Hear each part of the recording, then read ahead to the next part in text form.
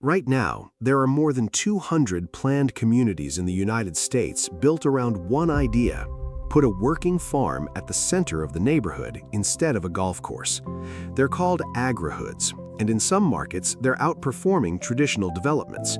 One Agrihood community in North Texas saw home sales jump 50% in a single year as buyers sought a closer connection to where their food comes from. But here's the thing almost nobody's talking about. You don't need a developer. You don't need a master-planned community with hundreds of neighbors. If you're building a barndominium, you already have the one thing agrihoods are actually selling: space. And homeowners are quietly figuring out how to fold that same food-producing lifestyle into a single property without waiting for a developer to build it around them. So today, we're breaking down exactly what that looks like, what an agrihood actually is, why the concept is moving from entire neighborhoods down to individual barndominium lots, and what it really costs to build one yourself, piece by piece. What an agrihood actually is. Let's get the definition right first, because this term gets thrown around loosely. An agrihood, technically, is a residential development built around a working farm, orchard, or community garden as its central amenity. The Urban Land Institute defines it as single-family, multifamily, or mixed-use communities designed with that shared farm as the focus, not an add-on, the focus. Instead of a fairway running through the neighborhood, there's a row of crops. Instead of a clubhouse pool as the gathering spot, it's a barn or a farm stand. Residents in these communities usually get some kind of access to what's grown: a CSA subscription, a private garden plot they can rent, or just the option to volunteer on the farm when they feel like it. Some communities go big. Rancho Mission Viejo in Southern California covers 23,000 acres on a former working cattle ranch. Others are 2-acre infill projects tucked into a city, or developments like The Grow near Orlando, a 1,200-acre community centered around a 9-acre working vegetable farm. The scale varies wildly, but the core idea stays the same: food production built into where you live, not separate from it. Now, here's the important distinction for what we're actually talking about today.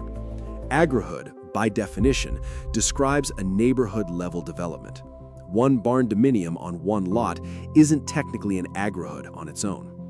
What's actually happening, and what this video is about, is homeowners borrowing that concept and scaling it down.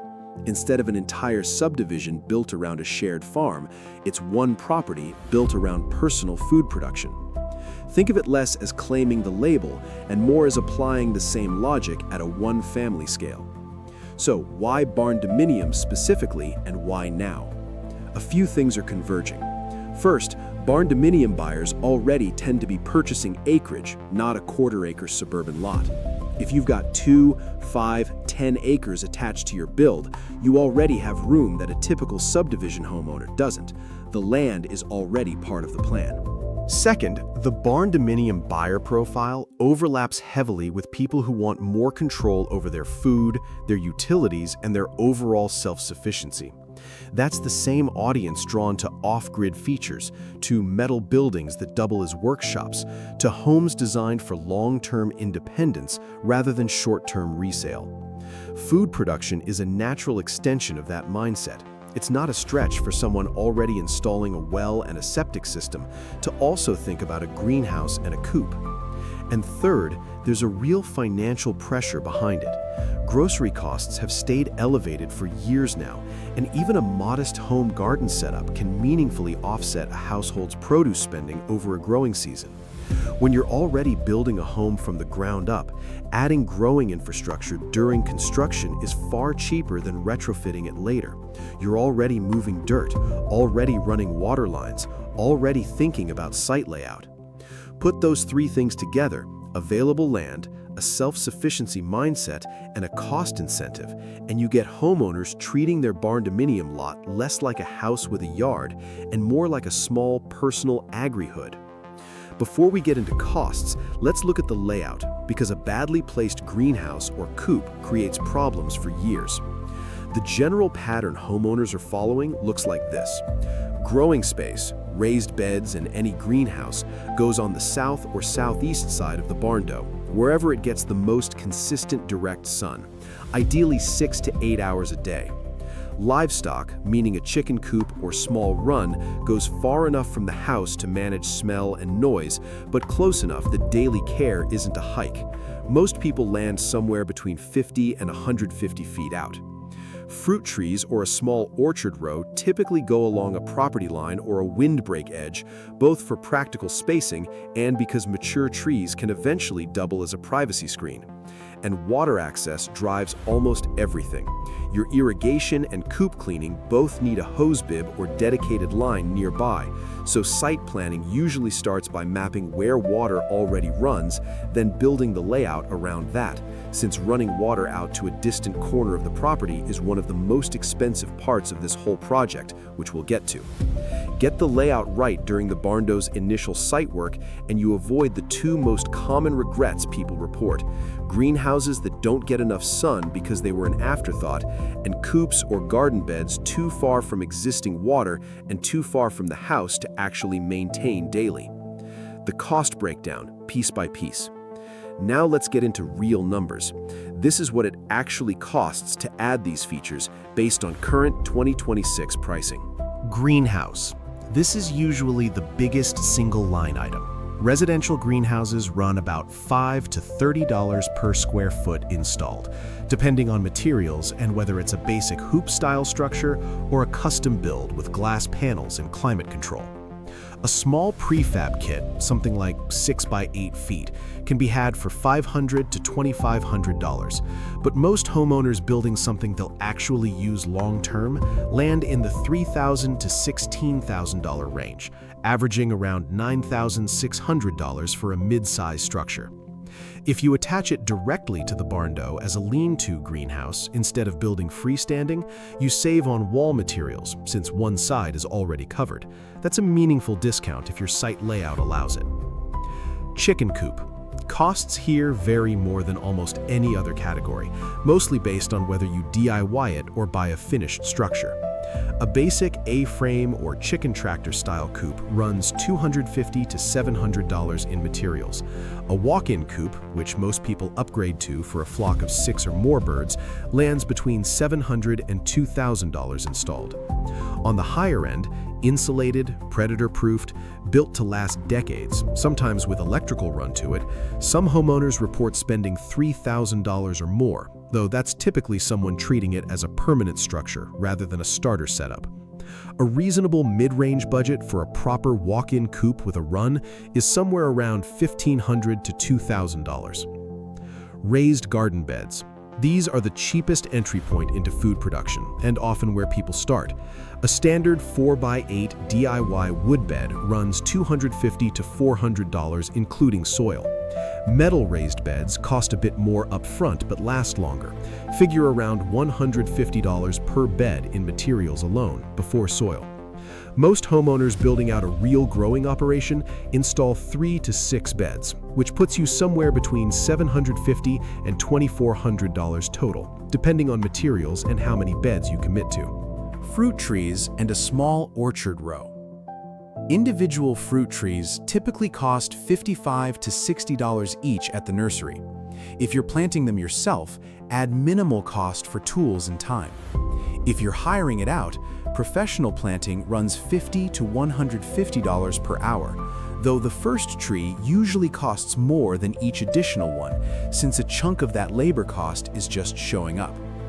A modest backyard orchard of 6 to 8 trees, enough for a real mix of apples, peaches, and pears, typically lands between $500 and $1,500 all in, tools and labor included.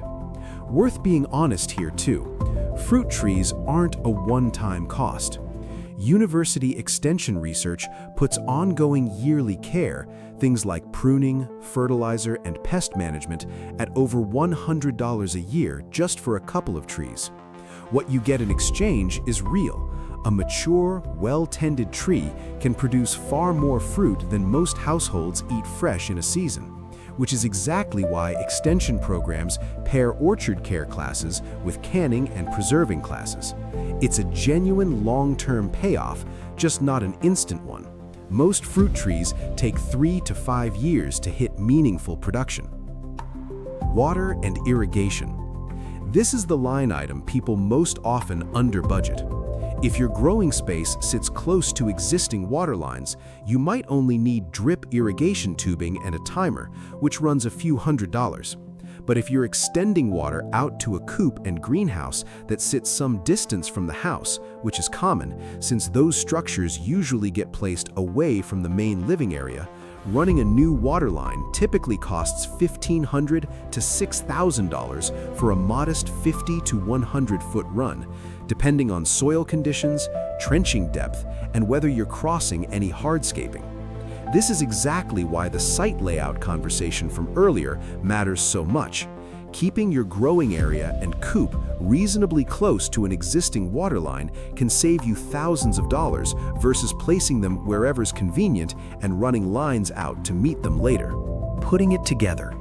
A full setup, greenhouse, walk-in coop, several raised beds, a small orchard row, and irrigation realistically lands somewhere between $12,000 and $24,000 for most homeowners, with waterline distance being the single biggest swing factor. Keep everything close to existing water and DIY most of the labor, and you can land closer to $8,000. Go custom on the greenhouse and need a long waterline run, and you can push past $28,000. Either way, this is realistically a build-it-in-stages project for most people, not a single line item on the original construction budget. So, here's the question. Does any of this worth it financially, or is it just a lifestyle choice? Both, honestly, but the financial case is real, just not instant. Fruit trees take years to reach real production, and a well-run raised bed setup, 4 to 6 beds, can meaningfully cut a household's produce spending during growing season, especially for high-cost items like tomatoes, leafy greens, and herbs that are expensive per pound at the store. Backyard eggs, once a coop is paying for itself, are one of the more reliable ongoing savings, especially with egg prices having been volatile in recent years. On the resale side, the picture's more mixed. A quality greenhouse might add $2,000 to $5,000 to a home's resale value, according to industry cost guides. But outdoor structures generally rank below kitchen or bathroom renovations in terms of buyer appeal. So don't build this expecting a dollar-for-dollar return. The real payoff for most homeowners isn't resale. It's the ongoing offset to grocery bills, plus the food security angle that's driving a lot of this interest in the first place. Knowing a meaningful chunk of your produce and protein isn't dependent on a supply chain or a grocery store's pricing that week. What to actually consider before you build this?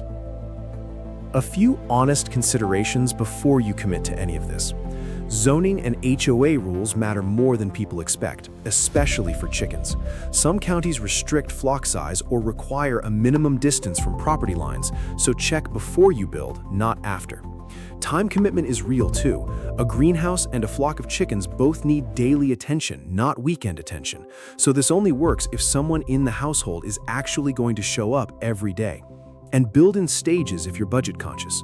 Raised beds and a small coop first, greenhouse and orchard later is a completely reasonable way to spread this $8,000 to $28,000 range out over 2 or 3 years, instead of trying to do it all during initial construction.